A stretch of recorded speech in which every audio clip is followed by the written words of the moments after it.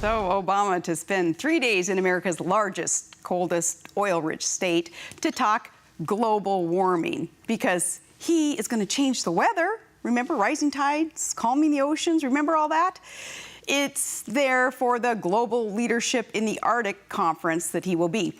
Joining me now is producer of an outstanding upcoming documentary you'll get to see, Climate Hustle. He is Climate Change Depot's Marc Morano. He is an expert, and he's also hearing that Obama claim that the state's God-given natural resources and treasures are at risk, and jobs and our way of life. I'm going to remind Obama, if ever he were to listen, that the risk is not the weather that Mother Nature controls. We do not. The risk is our God-given natural resources being warehoused, locked up. His opposition to developing our own oil and energy resources instead of going to war, relying on some backward nation's oil politics.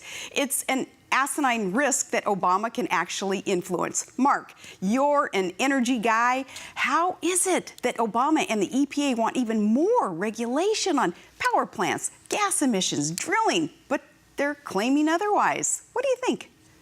Well, what he's doing, first of all, he's coming to Alaska, Governor Palin, for one simple reason: to use your state as a political prop in the run-up to both a big United Nations meeting in New York in September and the huge global climate treaty process in Paris in December, where President Obama is going to arrive with John Kerry. His legacy is to sign a global warming treaty. Alaska is his photo op and his prop, his piece of propaganda that he's going to use. He wants to be able to say, when he's in Paris in December, signing a new UN treaty, that he's been to Alaska, that he's seen the melting glaciers, that he's seen global warming firsthand.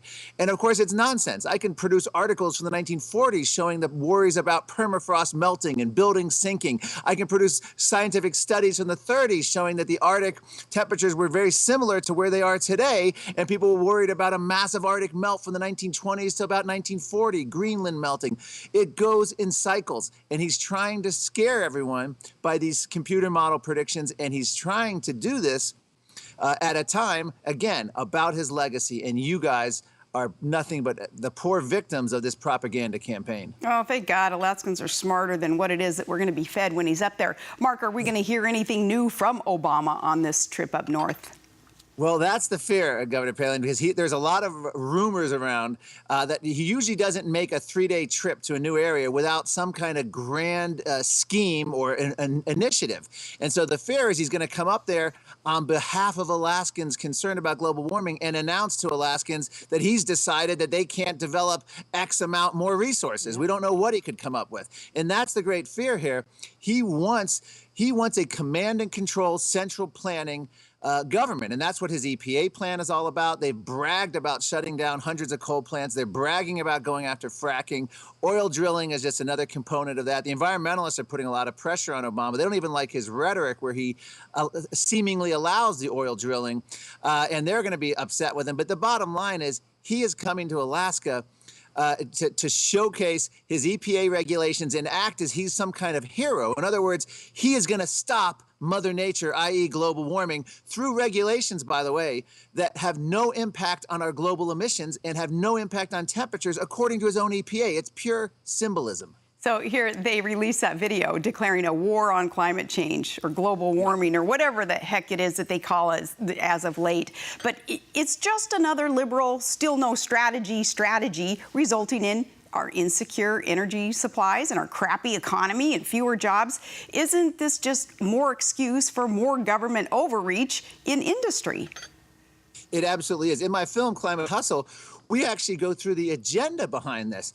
And one of the things, the EU climate commissioner came out and said, even if we're wrong in the science, we're doing the right thing by policy. What's that policy? Centrally planning economies. They want to go after the energy sector. They don't think that the energy sector, that local citizens, that governments can make these decisions on their own, that you need an international body, which is what President Obama is going to be committing us to in December, and you need a national body to regulate all these local areas so that we can prevent a climate catastrophe. catastrophe. And as I said, it doesn't even impact emissions or temperature, even if you believe there's science. But on the other hand, it's going to have huge economic impacts, huge regional, local jobs impacts, and all because of what they consider the greatest threat that the world has ever faced, global warming. And by the way, the film I'm doing is going to document scientists like Dr. Judith Curry, climatologist from Georgia, who reversed themselves on global warming. They used to be in line with the United Nations, President Obama, Al Gore, and they're re-examining the evidence, and now they're coming over to skeptics. We have Nobel Prize-winning scientists. We have French socialists who reversed themselves. So many of the left-wing scientists, people who voted for